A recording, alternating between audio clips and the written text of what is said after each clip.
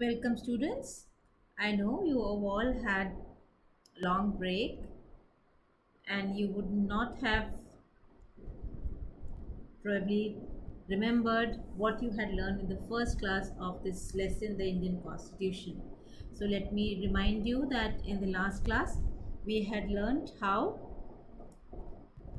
several lawmakers came together to draft our constitution between 1946 and December 1946 and November 1949, and it was finally on November 26, 1949 that our constitution was completed and implemented on January 26, 1950, and that's the reason we celebrate our Republic Day.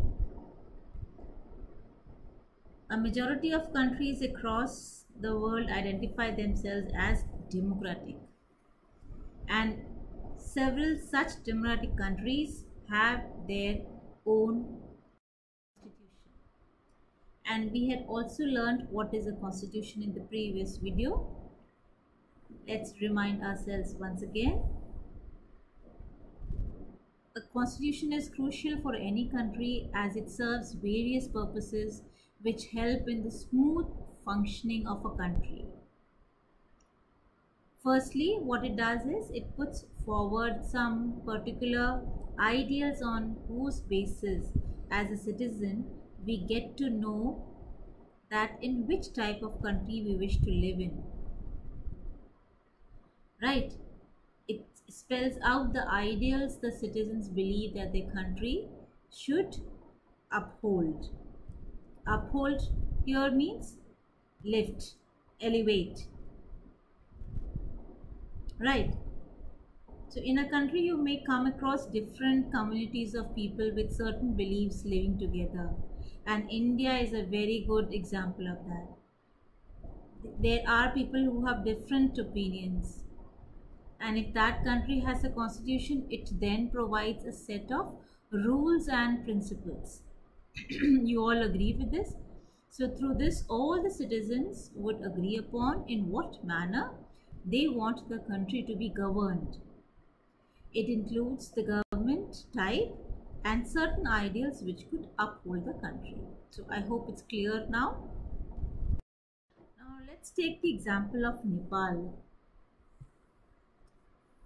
You all know Nepal is a country, our neighbor country, which has China in its north and India in its south. And in the last three decades, the Nepalese citizens led several struggles for democracy. Earlier, it was not democracy, students, it was monarchy. Now, what is monarchy? The rule of a king or a queen. And one major such struggle had taken place in 1990, after which the democracy lasted till 2002. That means monarchy was no longer there. It was called as constitutional monarchy because there was still the king who had the final authority. Then citing Maoist uprising as a reason. Now what is Maoist? The people who believe in communism. The then King Gyanendra took over government's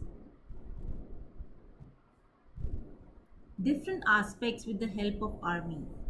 However, the people of Nepal wanted democracy, and soon there was a large scale protest erupted all over the country in 2006, which was led by Maoists. Finally, the king bowed to the protesters and he restored the parliament. He invited different parties to form the government, and in 2008 the Nepal parliament passed judgment to abolish monarchy. Finally, the country became democratic in true aspects. So the reason behind Nepalese citizens' protest over the king's rule was that they did not agree with his rule. it didn't match with the ideals of a country that the citizen wanted to be, with an aim to usher in a new progressive society. Nepal adopted a new constitution in 2015. Right. Now, the second purpose of why do we need a constitution? It defines a country's political system. Now, children, you must know about various types of political system which exist in the world. A country may have a monarchy, that is the rule of the king. Theocracy, that is the rule of the religion.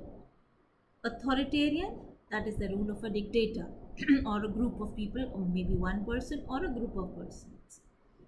And then finally, what we have, democracy. So we have these different kinds of political system. So constitution defines a country's political nature. As you read in the previous example about how Nepal's 1990 constitution allowed the king to have the last call over any matter. The countries which are democratic, the constitution lays a set of guidelines so that the government can function in accordance with its people who elect it. I hope this is clear. You have also learned about in your previous class 7 book about the experiences of prominent writer Om Prakash Valmiki in his school.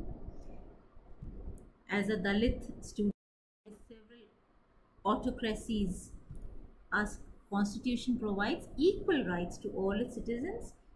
It states that one can't discriminate against a citizen on the basis of caste, religion, race, gender or birthplace. This fundamental right is popularly known as the right to equality. So what does the constitution does for us?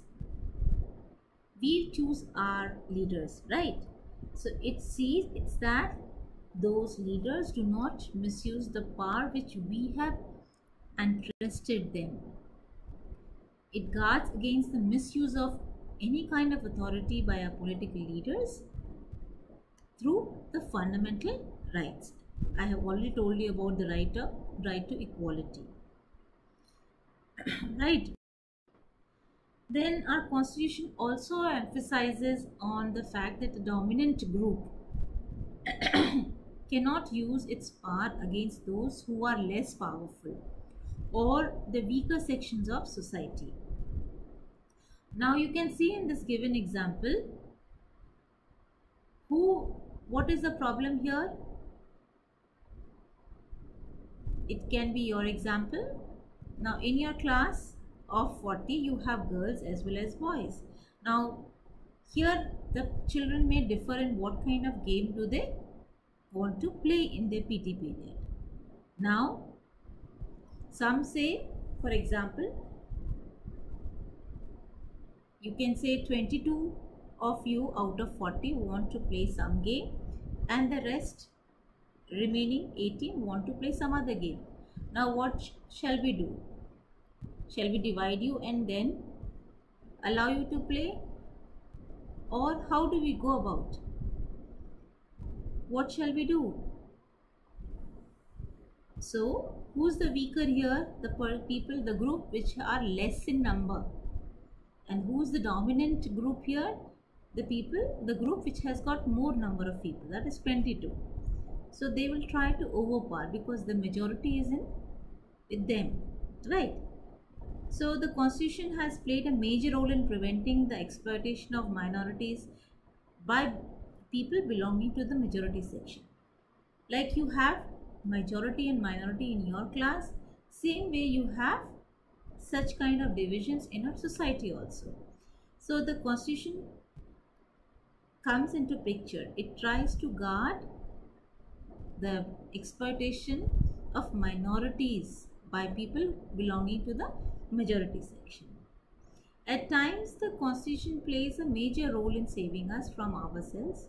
Although it sounds absurd, but at times there arises a situation when we feel strongly about something that could go against our interest in a larger manner. For example, suppose you have an important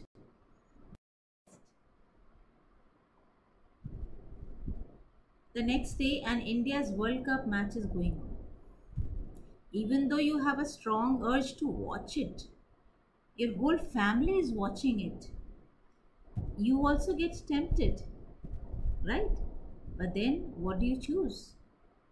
You have a strong will to revise. Next day, your test goes well as compared to others because you choose to do revision instead of watching the match. So what our constitution does to us? It saves us from ourselves. It does not allow for the easy overthrow of provisions. It also guarantees rights of citizens and protect their freedom.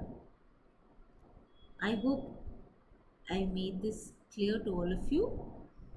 So the constitution has the capability to protect us against particular decisions which can have unfavorable effects on a large set of principles that a country complies by. At times, in a democracy, there might arise a situation when the party politics becomes so strong. However, then in the long run, they may not realize that the dictatorship goes against the interest of democracy.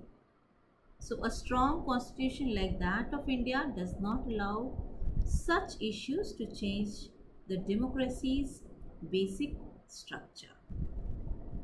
So, I hope I have made it clear to all of you. Why do we need a constitution, or why does any democratic country needs a constitution? Now, I request all of you to complete the table on page number 10, and then we will discuss the answers to it. I assume that you all have answered the table. Now let's discuss the reasons why the constitution plays very important role in democratic societies by recalling some constitutive rules that you have read about through these examples. I hope you are clear with the meaning of constitutive rules. You remember in the last video I had told you about the rules of your football game.